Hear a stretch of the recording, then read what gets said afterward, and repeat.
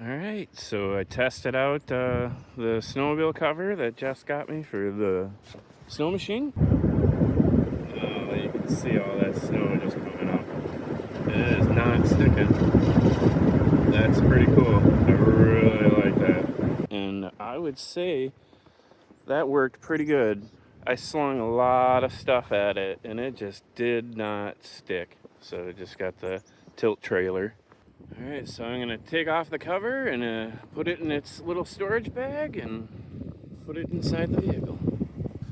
So it really does just shake off clean. Just shake it off and then put it in its storage bag. Alright, so there we have it. The whole thing fits right in the storage bag. We're just going to put it back in the Jeep. Very nice. Good job. Got the red. I figured, red. It does have a strap here, so you can strap it underneath the tunnel. And then, ooh, it is windy.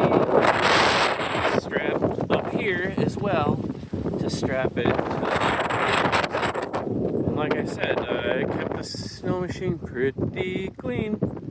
I was slinging up a lot of snow. Definitely approve.